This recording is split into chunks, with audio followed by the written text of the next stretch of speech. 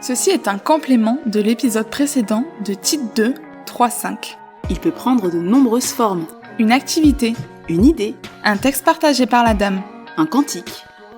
Bonne écoute!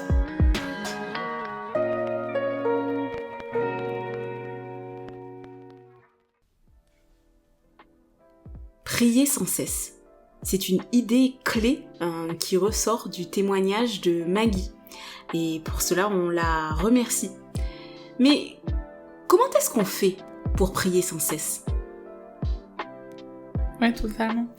Pour ça, on a posé la question autour de nous aux femmes de notre église de comment elles faisaient pour prier sans cesse. Donc on a eu leur retour. Donc un premier retour, c'est que prier sans cesse, c'est comme avoir une veilleuse allumée en tout temps. Que cette veilleuse, en fait, c'est notre communication avec Dieu.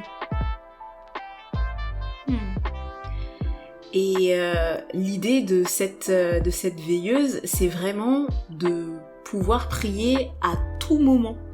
Et c'est aussi un deuxième point qui a été soulevé, le fait que la prière, c'est aussi un marqueur de notre relation constante avec le Seigneur.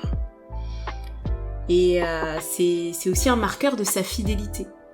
En fait, le Seigneur, il s'intéresse à nous, bien sûr, il s'intéresse à nos besoins, il s'intéresse aussi à ce que l'on voit, ce que l'on identifie comme des sujets de prière, donc les besoins des autres, par exemple, et ce que, dans sa grâce, il nous permet de discerner.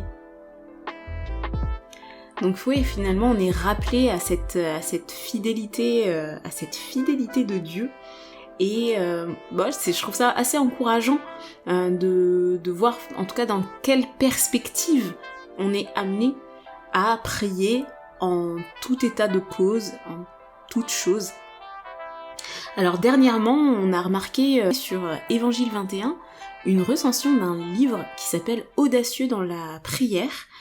Donc le livre a été écrit par Alistair Begg, mais la recension est faite par Rachel Yates, donc n'hésitez pas à aller le lire.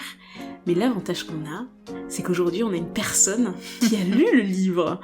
Donc Sarah, est-ce que tu pourrais nous en dire un peu plus sur ce sujet ? Ouais, totalement. En fait, ce livre, c'est un livre qui invite à la prière, forcément, et pas à la prière mécanique, à la prière avec nos demandes habituelles, mais il nous invite en fait à aller au-delà, à être audacieux justement dans la prière. Et il est composé en 5 chapitres. Prier pour une vision claire, prier pour l'espérance, prier pour la richesse, prier pour la puissance et prier pour l'amour. Et dans chacun des chapitres, en fait, il nous invite à regarder au-delà de nous. Et par exemple, dans prier pour l'amour, il nous invite à regarder dans l'amour de l'Église, dans l'amour fraternel, et à prier pour l'Église, à prier pour les personnes de l'Église. Et ouais, c'est un livre... en fait, c'est pas un livre avec une liste exhaustive de comment prier, de comment avoir une vie de prière incroyable, mais à comprendre quoi prier. Et je trouve ça vraiment hyper intéressant et je le recommande.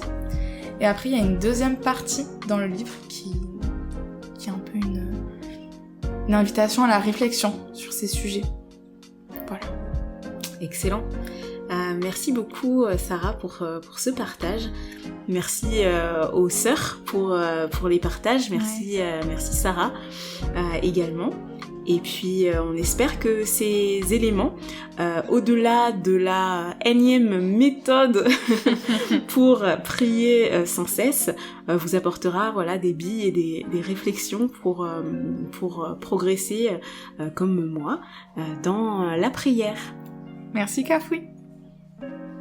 Et toi, chère auditrice, comment tu pries sans cesse ?